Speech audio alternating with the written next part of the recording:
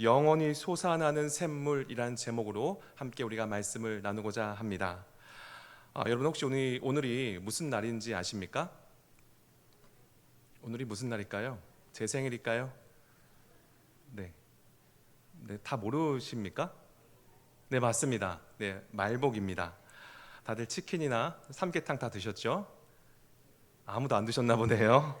네, 오늘 또 말복이라고 또 우리 권사님들이나 또 우리 집사님들께서 또 교역자들 서로 삼계탕 사주시겠다고 막 경쟁하실 줄 알았는데 한 분도 안 계시더라고요. 네, 걱정과는 달리 결국 내 돈 내산으로 삼계탕 집에 갔는데 사람이 너무 많아서 그냥 저희가 맛있게 아주 변경을 해서 보쌈을 먹었습니다. 그렇다고 제가 지금 삼계탕 먹고 싶다는 얘기를 하는 게 아닙니다, 여러분.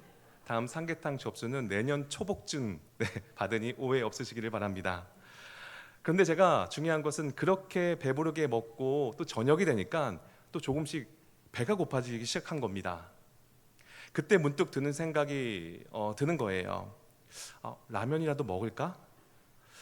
참 아무리 든든하게 점심을 먹어도 몇 시간만 지나면 무엇을 먹을까? 무엇을 마실까? 걱정하는 것이 사람이구나 라는 것을 다시 한번 생각하게 되었습니다.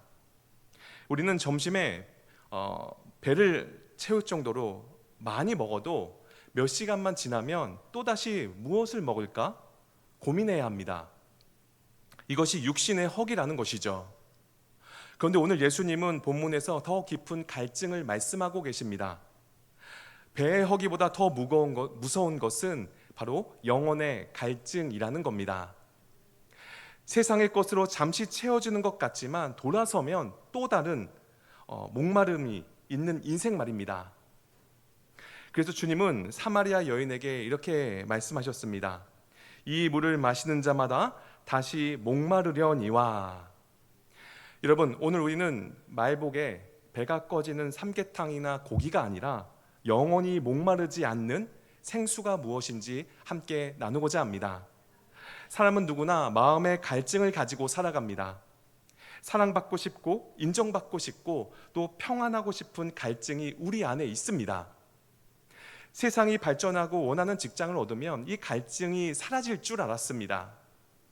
가족이 건강하고 아이들이 잘 크고 좋은 집을 마련하면 부족함이 없을 줄로 알았습니다. 하지만 현실은 어떻습니까? 예전보다 훨씬 많은 것을 누리고는 있지만 우리 마음은 더 걱정이 늘어났고 더욱 공허해졌다는 것이죠. 스마트폰 하나로 전 세계와 연결되지만 정작 하나님과의 연결은 끊어진 채 살아가는 사람들이 너무나도 많습니다. 겉으로는 잘 사는 사람처럼 보이지만 내 마음 깊은 곳에서는 설명하기 어려운 메마름이 자리하고 있습니다. 그래서 사람들은 돈으로, 관계로, 성공과 취미로 그 갈증을 채워보려고 하지만 잠시 해갈될 뿐 돌아서면 또다시 목이 마르다는 것이죠. 이것이 하나님을 떠난 인간이 겪는 본질적인 영혼의 갈증이라는 겁니다. 오늘 본문에는 바로 그 갈증을 안고 살아온 사마리아 수가성의 한 여인이 등장합니다. 그녀는 단순히 물을 기르러 온 것이 아니라 인생의 무거운 짐을 들고 우물가에 나왔습니다.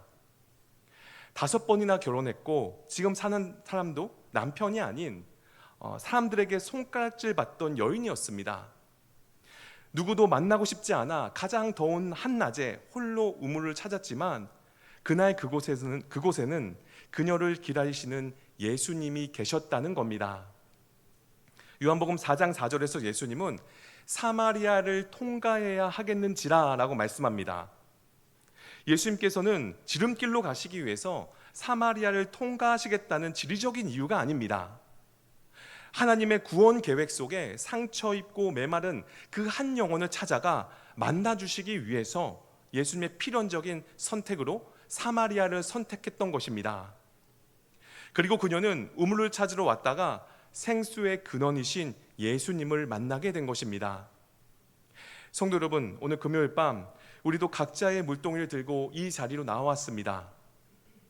해결되지 않는 문제라는 그 물동이, 지친 마음이라는 물동이, 두려움과 미래에 대한 물동이, 각자 말 못할 눈물을 품고 그 물동이를 지고 지금 이 자리로 나왔습니다. 혹시 우리 마음도 겉만 괜찮을 뿐 속은 사마리아 여인처럼 메말라 있지는 않습니까? 성경은 인간의 문제를 단순히 경제의 문제나 환경의 문제, 관계의 문제로 설명하고 있지 않습니다. 그보다 더 근본적인 문제를 말씀하고 있습니다. 바로 하나님을 떠난 영혼의 갈증이라는 것입니다. 그래서 하나님을 떠난 인간은 세상의 모든 것을 다 가져도 절대 만족할 수가 없다는 것입니다. 왜냐하면 우리는 영혼을 사모하는 존재로 창조되었기 때문입니다. 유한한 것으로는 영원한 존재를 채울 수 없다는 것이죠. 오늘 예수님은 그 여인에게 하셨던 동일한 말씀으로 우리를 초청하십니다. 오늘 말씀을 통해 세상이 줄 수 없는 참된 만족이 무엇인지 우리가 함께 살펴보며 우리 안에 영원히 솟아나는 샘물이 회복되는 은혜의 시간이 되기를 주님의 이름으로 축복합니다. 먼저 예수님은 우리에게 첫 번째로 물의 실체를 말씀해 주십니다. 첫째로 세상의 물은 마셔도 다시 목마르다는 것입니다. 예수님은 13절에서 이렇게 말씀하십니다. 이 물을 마시는 자마다 다시 목마르려니와. 이 한 문장 속에는 우리 인생의 본질이 담겨져 있습니다. 여러분, 예수님은 오늘 우물가에서 물이라는 지극히 일상적인 소재를 통해 복음의 핵심을 선포하십니다. 그렇다면 예수님은 왜 하필 물이라는 주제를 꺼내셨을까요? 우연히 우물가에 계셨기 때문이 아닙니다. 예수님은 언제나 사람들이 가장 일상적인 삶 속에서 영원한 진리를 가르쳐 주셨습니다. 씨 뿌리는 농부를 보며 하나님의 나라를 전하셨고, 양을 치는 목자를 통해서 선한 목자를 말씀하셨으며, 포도나무를 통해서 참된 생명을 가르쳐 주셨습니다.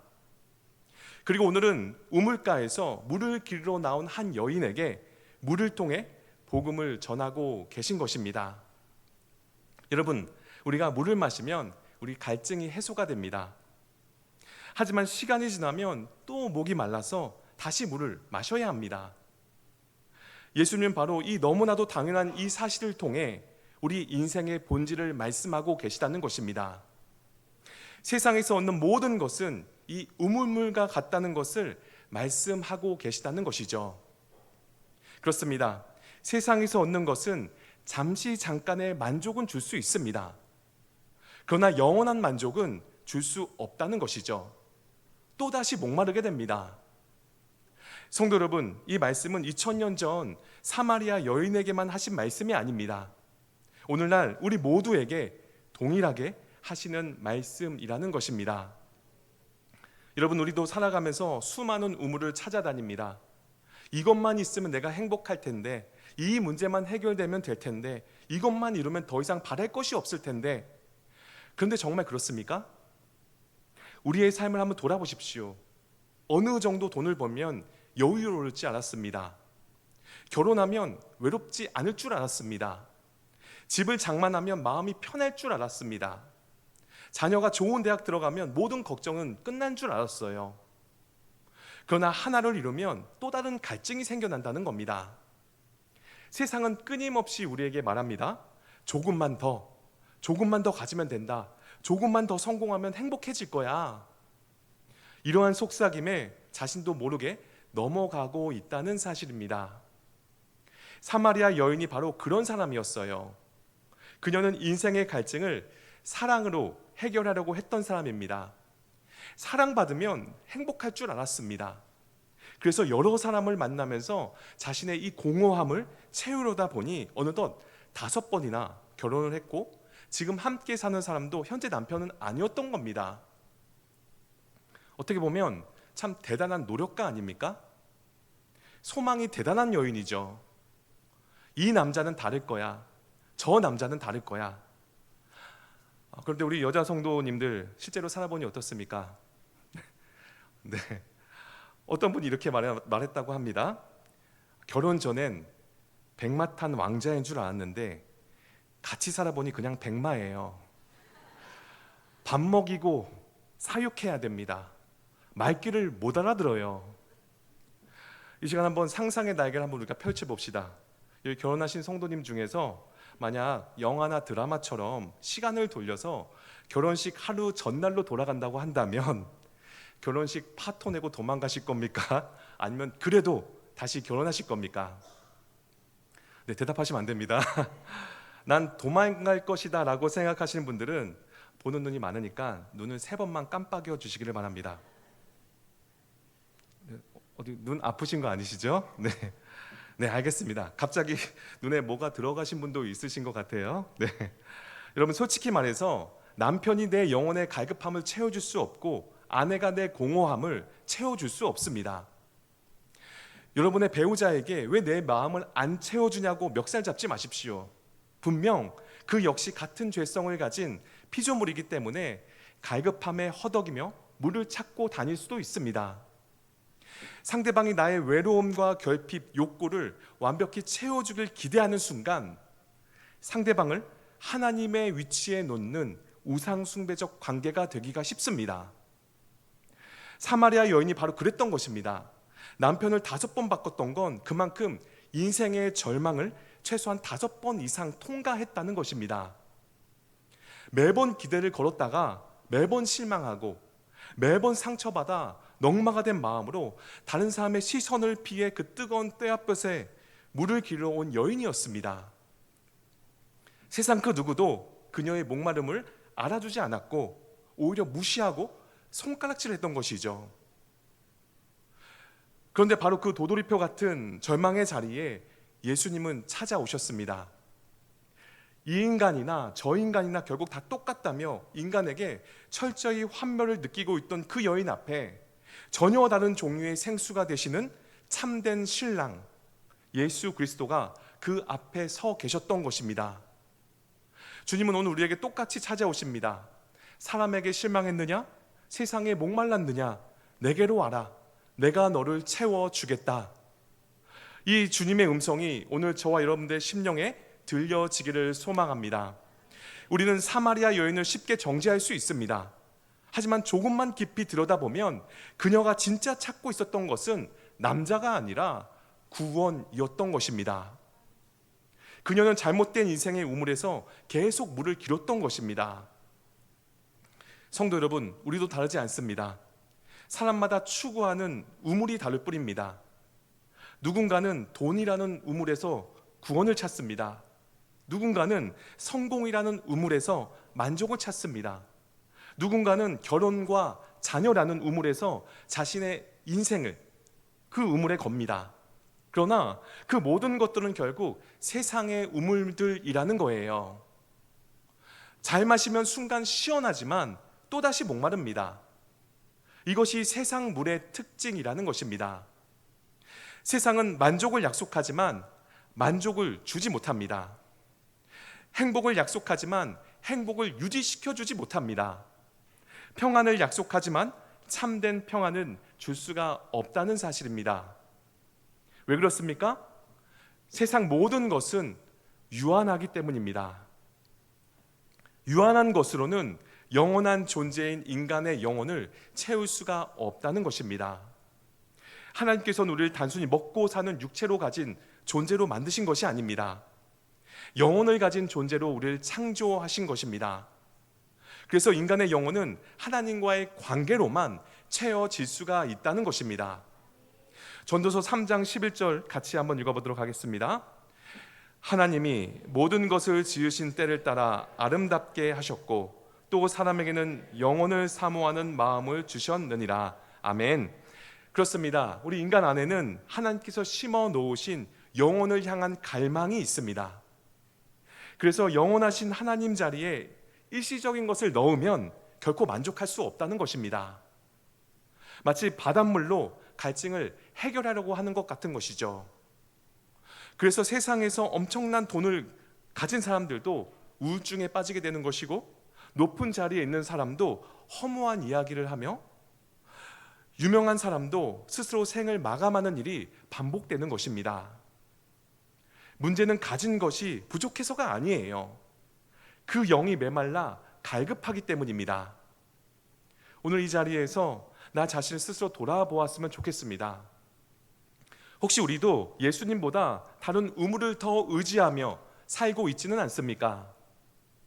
기도보다 통장을 더 믿고 말씀보다 세상의 정보를 더 신뢰하며 하나님의 뜻보다 내 계획을 더 붙잡고 있지는 않으십니까?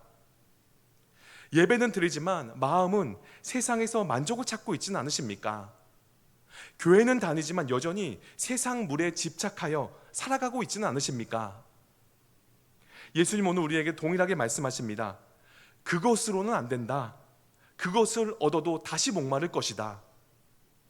이 말씀은 우리를 정죄하기 위한 말씀이 아닙니다. 더 좋은 것을 주시기 위한 초청이라는 것입니다. 예수님은 먼저 우리에게 세상의 우물이 얼마나 한계가 있는지를 깨닫게 하신 후에 이제 결코 마르지 않는 생수로 우리를 초대하고 계시다는 사실입니다. 두 번째로 예수님이 주시는 생수는 영원히 목마르지 않다고 말씀하고 계십니다. 예수님은 이어서 놀라운 약속을 하십니다. 다 같이 14절 말씀 읽어보도록 하겠습니다. 내가 주는 물을 마시는 자는 영원히 목마르지 아니하리니 내가 주는 물은 그 속에서 영생하도록 솟아나는 샘물이 되리라. 아멘. 이 말씀은 오늘 본문의 핵심입니다. 예수님은 단순히 새로운 물을 소개하시는 것이 아닙니다. 전혀 다른 차원의 생명을 말씀하고 계십니다. 세상의 물은 밖에서 길어와야 합니다. 우물로 가야 하고 두레박이 있어야 하며 계속 길어 올려야 합니다. 오늘 마시면 내일 또 마셔야 하죠. 그러나 예수님이 주시는 물은 다릅니다. 밖에서 끓어오는 물이 아니라 내 안에서 솟아나는 샘물이라고 말씀하십니다. 이것이 복음의 놀라운 능력이죠. 예수님은 우리 삶을 외적인 환경으로만 변화시키는 분이 아니라 우리 존재의 중심을 변화시키는 분이시라는 것입니다. 세상은 환경이 바뀌면 행복할 것이라 말합니다. 그러나 예수님은 환경보다 먼저 우리의 마음을 새롭게 하신다는 것입니다. 이 여인의 환경은 예수님을 만났다고 즉시 바뀌지 않았습니다. 과거가 사라진 것도 아니에요. 인간관계가 즉시 회복된 것도 아닙니다. 사회적 시선이 사라진 것도 아니에요. 여전히 사마리아에서 살아야 하는 사마리아 여인이었습니다.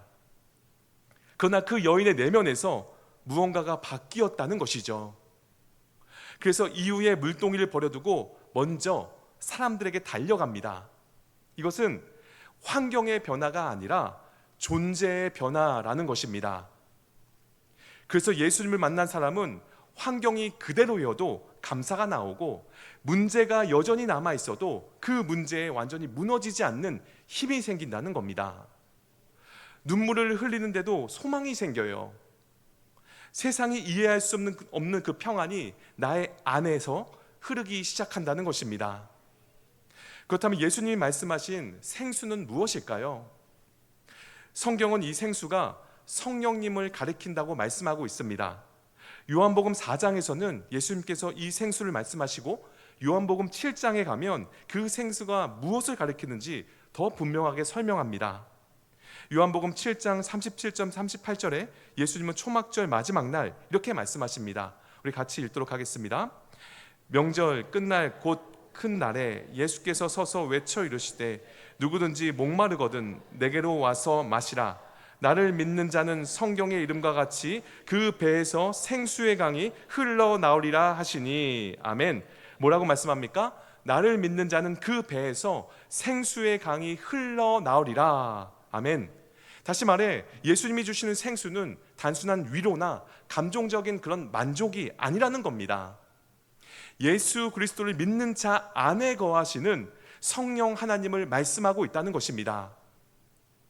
성령께서 우리 안에 거하시기 시작하면 우리의 삶은 이전과 같을 수가 없다는 겁니다. 왜냐하면 성령 하나님께서 우리 안에 거하시기 때문입니다. 그래서 예수님은 영원히 목마르지 않는다라고 말씀하십니다. 이 말씀은 우리가 다시는 어려움을 겪지 않는다는 뜻이 아닙니다. 믿는 사람도 눈물을 흘립니다. 질병도 찾아오고 경제적인 어려움도 있어요. 가정의 문제도 있고 관계의 아픔도 있다는 것이죠. 때문에 이 말씀은 갈증이 없어지는 것이 아니라 갈증을 해결하기 위해서 세상의 우물을 계속 찾아다니지 않게 된다는 것을 말씀하고 있는 겁니다. 사마리아 여인은 계속 우물로 왔습니다. 그런데 예수님은 우물 자체를 없애겠다고 하신 것이 아니라 더 이상 인생의 근본적인 갈증을 세상의 방법으로 해결하려 하지 않게 하시겠다는 것입니다. 그러니까 더 이상 세상 것들이 우리 인생의 주인이 되지 못한다는 것이죠. 왜냐하면 우리 안에 이 모든 것들을 다 합친 것보다 더 큰 분이 계시기 때문입니다. 그래서 세상이 우리의 기쁨을 결정하는 것이 아니라 주님이 우리의 기쁨이 되십니다. 환경이 우리의 평안을 결정하는 것이 아니라 성령께서 우리의 평안을 지켜주신다는 것입니다. 그래서 사도 바울은 감옥에서도 찬송할 수가 있었고 옥에 갇혀 있으면서도 항상 기뻐하라고 권면할 수 있었던 것입니다. 그 기쁨은 감옥이라는 환경에서 나온 것이 아니라 그리스도 안에서 흘러나오는 기쁨이었던 것입니다. 성도 여러분, 우리에게도 이 생수가 필요합니다. 우리는 너무 자주 갈증을 생길 때마다 다른 우물을 찾아다닙니다. 기도보다 걱정을 먼저 붙잡고 말씀보다 세상의 방법을 먼저 찾으며 하나님보다 사람을 더 의지할 때가 있습니다. 그러나 주님은 오늘도 우리를 초청하십니다. 누구든지 목마르거든 내게로 와라. 주님은 더 열심히 믿어라 라고 말씀하지 않으셨습니다. 더 많이 가져라 라고도 말씀하지 않으셨습니다. 오직 내게로 오라 라고 말씀하셨다는 겁니다. 여러분, 생명의 생수는 노력해서 만드는 것이 아닙니다. 선물로 받는 것입니다. 은혜로 마시는 겁니다. 그래서 믿음으로 누리는 것이죠. 때문에 예배는 단순히 문제를 해결받는 시간이 아닙니다. 생수의 근원이신 예수님 앞에 나오는 시간입니다.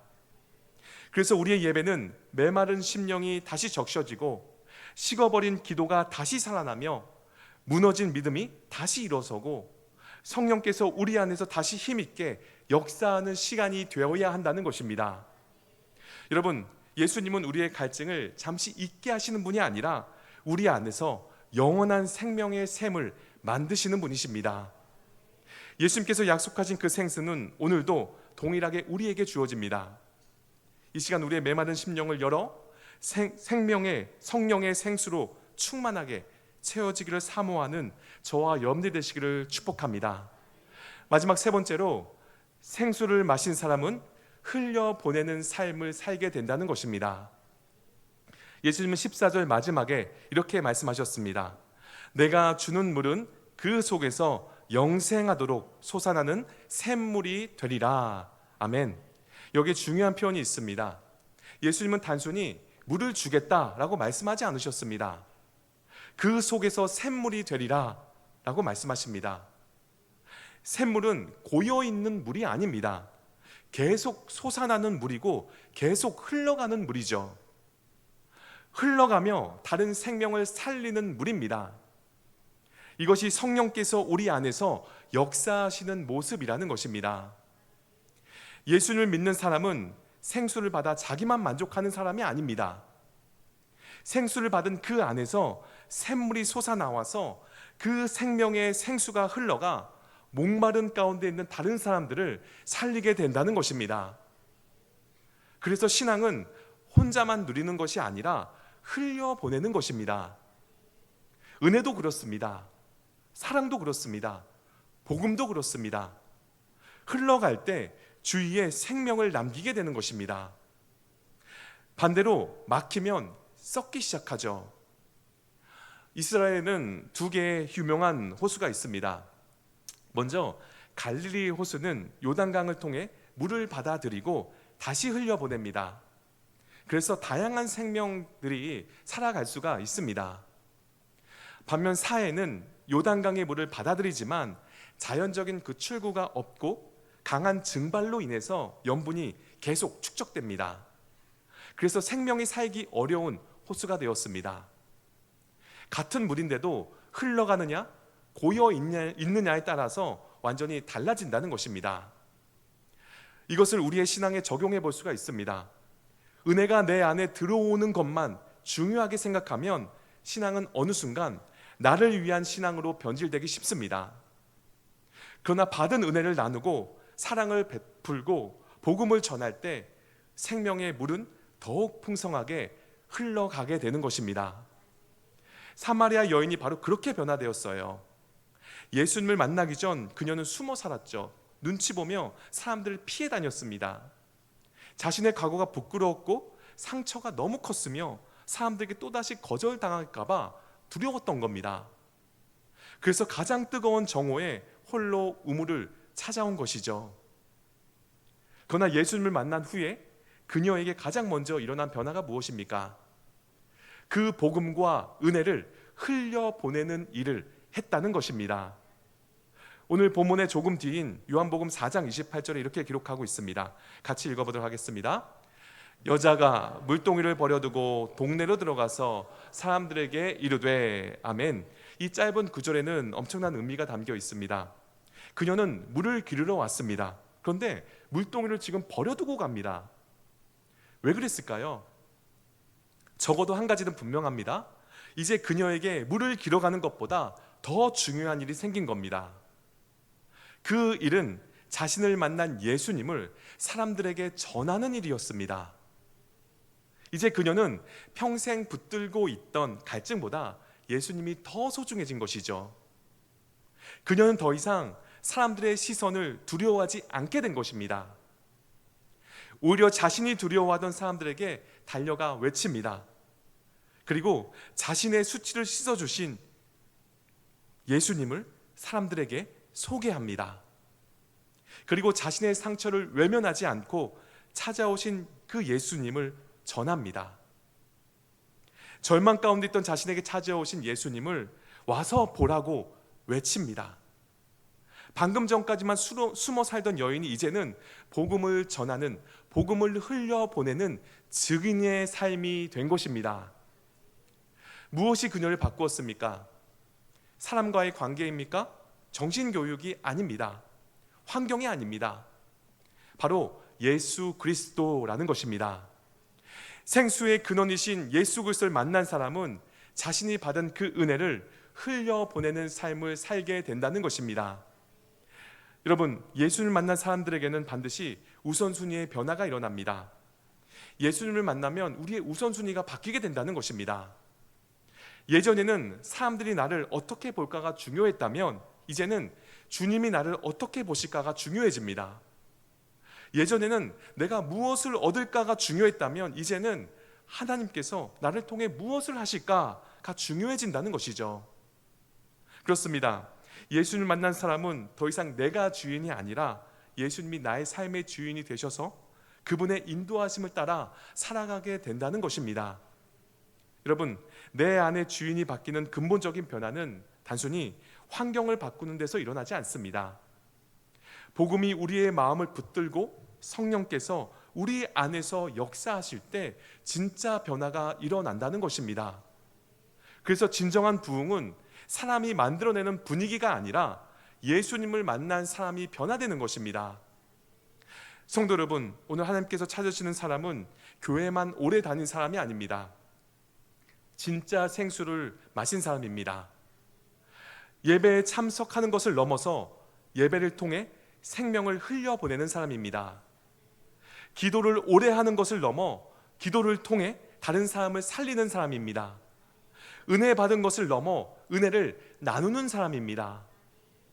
오늘 우리의 가정과 교회와 직장에도 이런 사람이 필요하다는 것입니다. 세상은 점점 메말라 가고 있지만 사람들은 웃고 있지만 그 마음은 울고 있습니다. 겉으로는 성공한 것처럼 보이지만 그 영혼은 갈증으로 타들어가고 있어요. 그런 세상 속에서 하나님은 우리를 생수의 통로로 부르셨습니다. 우리를 통해 누군가가 위로를 받고 누군가가 복음을 듣고 누군가는 다시 일어설 힘을 얻게 되는 것입니다. 특별히 오늘 금요 성령 기도에 나오신 우리에게 주시는 도전이 있습니다. 오늘 우리는 생수만 마시러 나온 것이 아닙니다. 다시 말해서 오늘 우리는 하나님 나에게 은혜 주세요 라고 기도하기 위해서만 나온 것이 아닙니다. 하나님 나를 통해 누군가에게 이 은혜가 흘러가게 해주세요 라고 기도하기 위해 나온 것입니다. 생수를 흘려보내는 사람이 되기 위해 나온 것이죠. 기도는 나 하나 잘 되기 위한 시간이 아닙니다. 하나님의 마음을 품는 시간이라는 겁니다. 내 가정을 위해 기도하다가 교회를 위해 기도하게 되고 차세대를 위해 기도하게 되며 잃어버린 영혼을 위해 눈물 흘리게 되는 것입니다. 성령께서 우리 안에서 충만히 역사하시면 우리의 시선은 자연스럽게 나에서 하나님 나라로 옮겨가게 될 줄로 믿습니다. 성도 여러분, 사마리아 여인은 물을 길러 갔다가 한 마을을 변화시키는 사람이 되었습니다. 요한복음 4장 39절은 이렇게 증언합니다. 같이 읽어보도록 하겠습니다. 여자의 말로 말미암아 그 동네 중에 많은 사마리아인이 예수를 믿는지라. 아멘.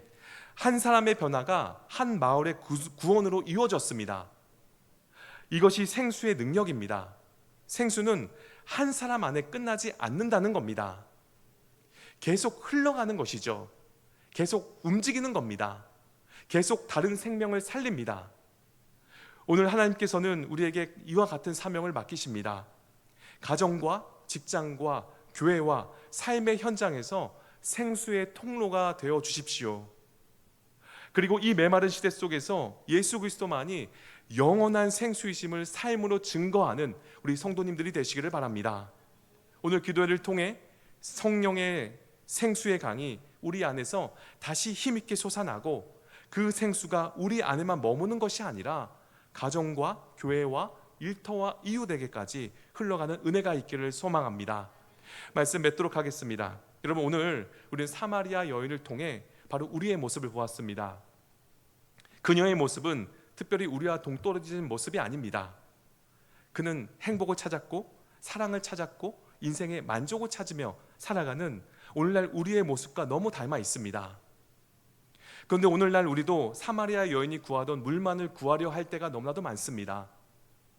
인정받고 싶은 갈망, 사랑받고 싶은 갈증, 성공하고 싶은 갈증, 남들보다 잘 살고 싶은 갈증을 채우며 살아갑니다. 그런 우리에게 말씀을 통해 예수님은 찾아오셨습니다. 너의 갈증은 세상 그 무엇으로도 채울 수 없다.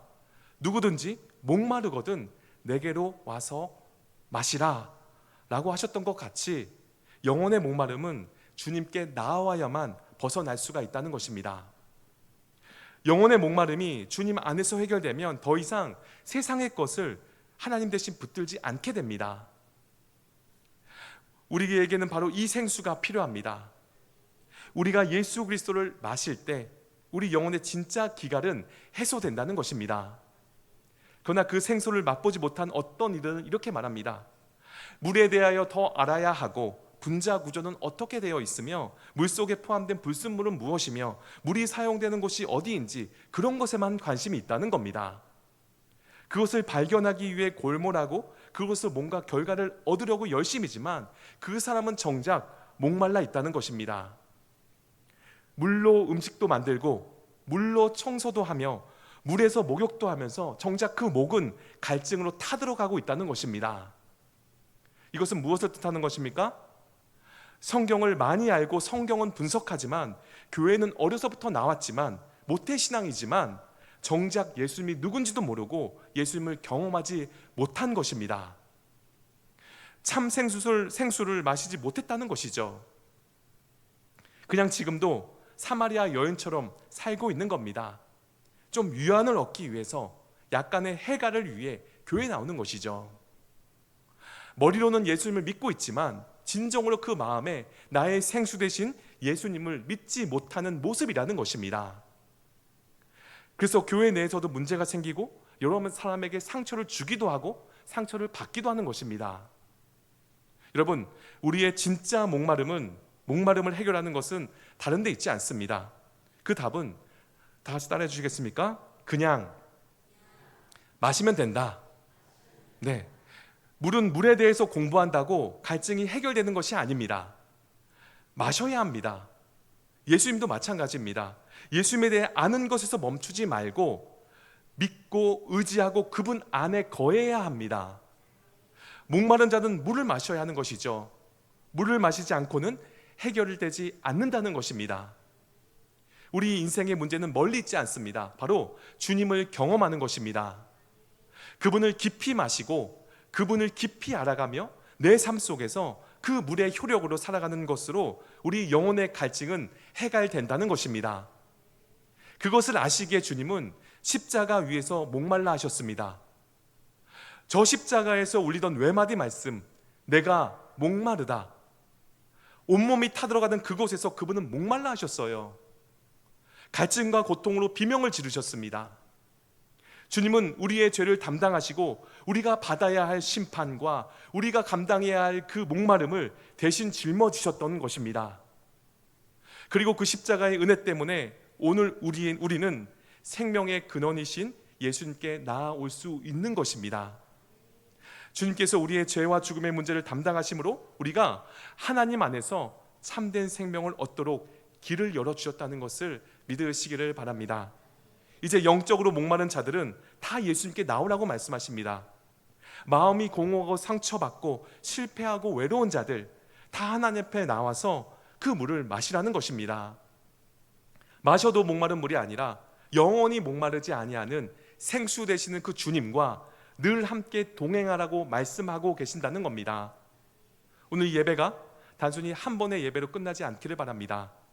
메마른 우리의 심령이 다시 살아나는 밤이 되기를 바랍니다. 우리 안에 생수의 강이 흐르고 그 생수가 우리의 가정으로 흘러가고 교회로 흘러가고 세상으로 흘러가게 되기를 바랍니다.